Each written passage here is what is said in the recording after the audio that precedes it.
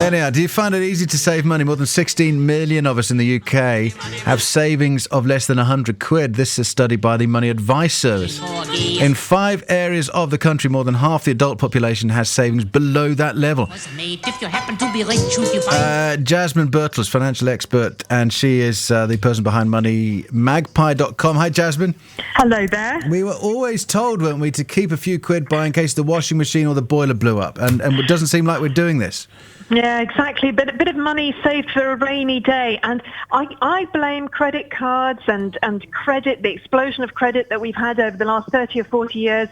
We've just got out of the habit. Well, I say we, quite a lot of us have got out of the habit of putting a bit of money aside because we just think, we can always borrow it, and there's so much to spend on.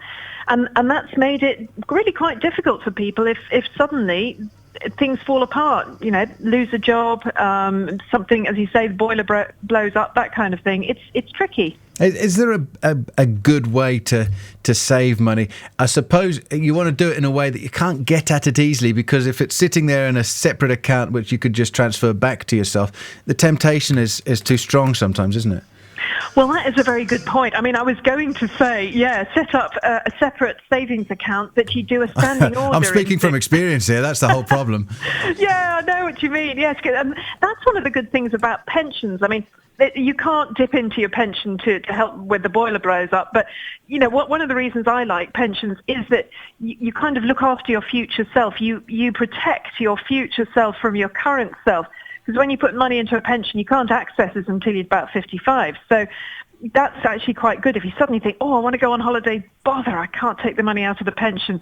So quite often that's a good one for long-term saving. But for short-term saving, well, ideally, you do need a separate account. And you could go for one of those ones that's like a 30-day or a 60-day notice account. So you've got to actually give them notice if you want to get the money out. So that could be a good way of protecting yourself against yourself if you suddenly think you might like to go out to dinner with that money. Yeah, that's what happens with me. But in essence, you look at something in your house that if it broke, it would be a disaster and you would need it fixed immediately. You should kind of keep that amount somewhere. So I'm thinking fridge, washing machine, boiler maybe. So, mate, what is that? About 500 quid, £1,000 maybe?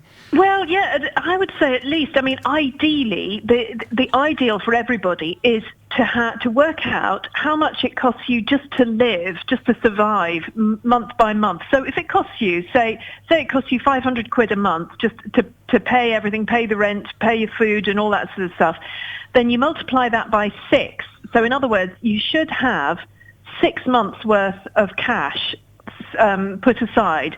So if it's 500, that's $3,000. You should really have $3,000, which you do not touch unless everything goes pear-shaped. So like if you lose your job or your marriage breaks up, those sort of life shocks tend to mean that you can't work.